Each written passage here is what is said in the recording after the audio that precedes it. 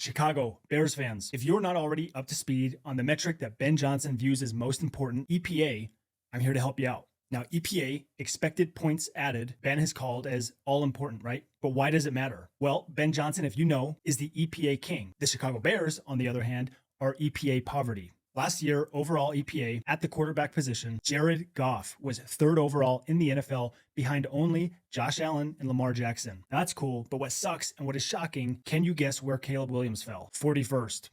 Yep, we'll reference some other notable rankings. After Goff, there's a drop-off, and then you get to 4, Joe Burrow, 5, Baker Mayfield, 6, Jaden Daniels. Mahomes is 8. Super Bowl winner Jalen Hurts is 10. Another rookie, Bo Nix, at 15. Future Hall of Famer Aaron Rodgers at 22. Now, I can keep going on and on, but you're probably wondering, what on earth is EPA? Why does Ben seem to care so much about it? Well, EPA, expected points added, that helps evaluate the effectiveness of offensive and defensive plays by quantifying their impact on a team's scoring potential. To dumb it down, every play matters. It either increases or decreases your team's likelihood of scoring. Score less points than the other team, you lose. Pretty simple. So quite literally, every play matters and has a ripple effect across the rest of the game. Factors like down, distance, and field position are all taken into account. And as you can imagine, throwing a pick six, especially throwing a pick six when you're in a position on the field where the scoring likelihood is high, has the greatest negative impact. Now, we can nerd out on this, we can keep going, but as a Bears fan, here's one of the biggest takeaways. Turnovers, they're generally a negative statistic. However, as Ben points out, in terms of EPA, turnovers are less impactful than passing EPA, at least in terms of winning. You'll find that teams that have a higher passing EPA at the end of the game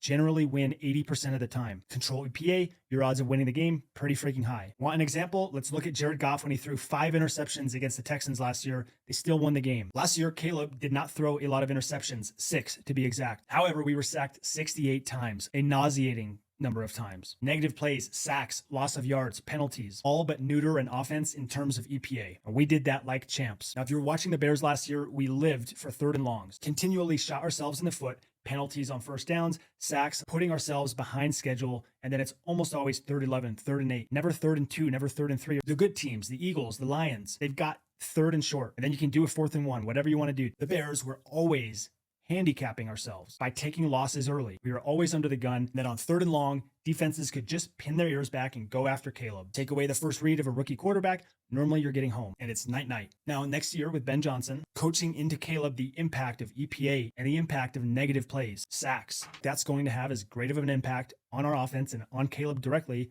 than really anything else. Get our offense to play on time, to play on schedule, and to get to points where we've got 3rd and manageable and Ben can scheme up a first down. If Ben can get Caleb to be an EPA god like he did Jared Goff, then things are going to look pretty good. Pretty good. Bear down.